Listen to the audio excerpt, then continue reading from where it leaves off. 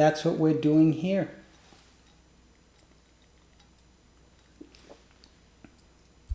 The Divine Mother is not a person. It's not a deity. It's spoken of as a deity symbolically, but it refers to an actual reality, which is the reality of nature,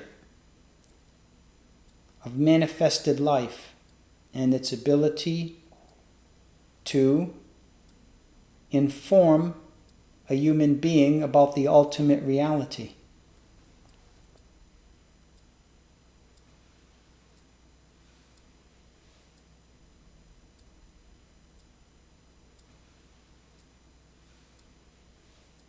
You'd have to forget all about those teachings. The self means reality. Teachings are maps.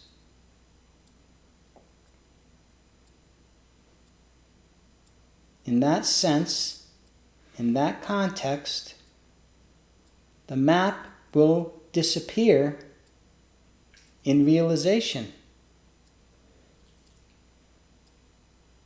That's where all teachings should go, to their own extinction.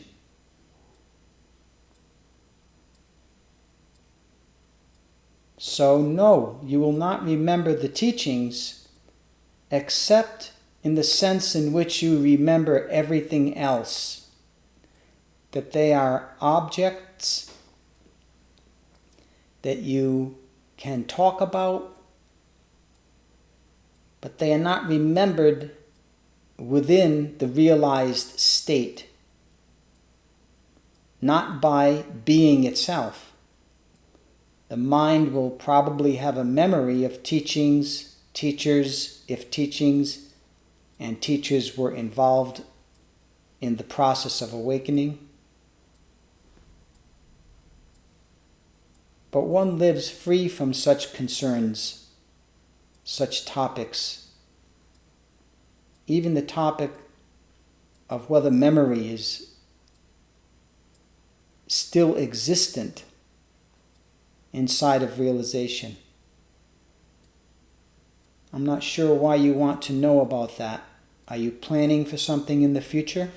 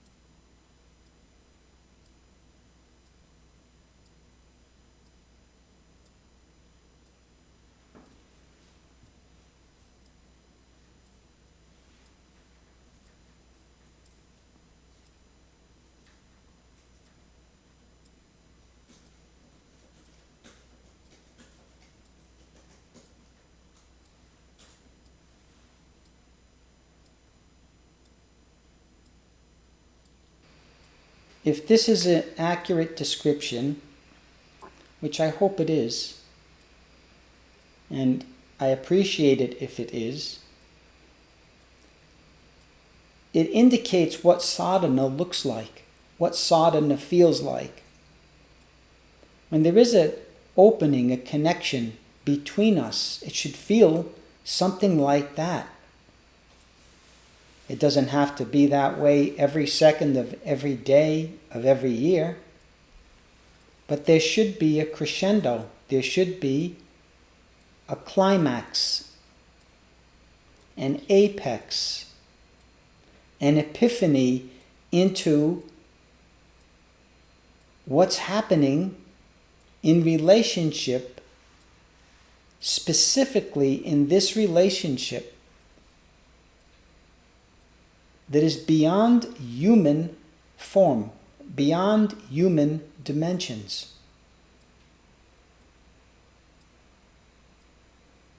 Beyond human limitations. And all of the positive qualities that happen inside that happening, which you know are not happening randomly, and they're not happening in you.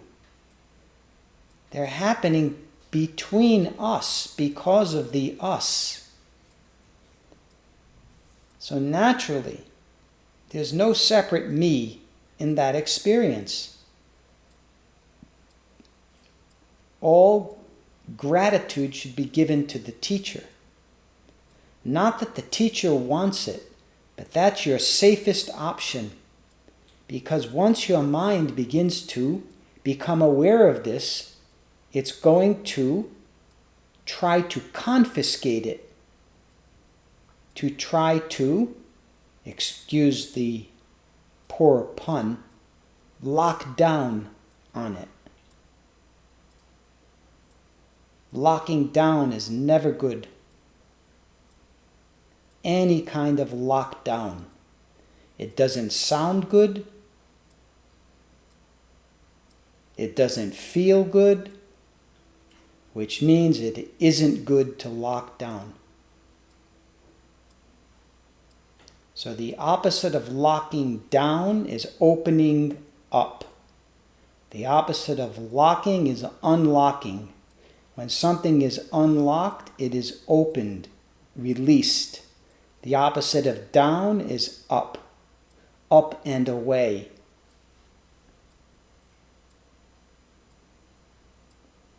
So when the locks on the heart are unlocked, this is the natural description, the one that this participant offered us. What it can feel like when that takes place. And once that takes place, that should be your primary memory, since that kind of description exceeds anything else your mind can imagine in terms of suffering or joy. When you crack into the unconditioned and feel all of its qualities running over you, running through you, within you, beyond you, to you, away from you, you're released. That moment of release is liberation. That moment does not happen in time.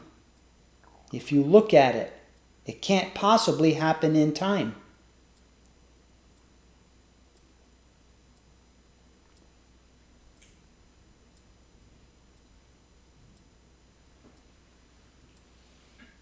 A comment from a second participant in New Jersey. My heart chakra feels like it's being crushed from the back of my spine and from the front. Good, let's crush it completely. Let's demolish it so your spinal column is replaced with the current of nectar and bliss, energy and light. There's no use having a human body that doesn't conduct this kind of realization. It's living so far beyond your potential, so beyond your actuality, that you're living inside of a cramped up condition, locked down. So when you open up, when you begin to release constriction, contraction, fear, this is what floods in to replace it. A flooding of light, bliss, and energy, or Shakti. Inundating not just peeking inside of you to show itself, to introduce itself, but actually immersing itself in and around you, so that liberation, release, moksha happens. Moksha is a Sanskrit word. It means release, liberation. More precisely, liberation.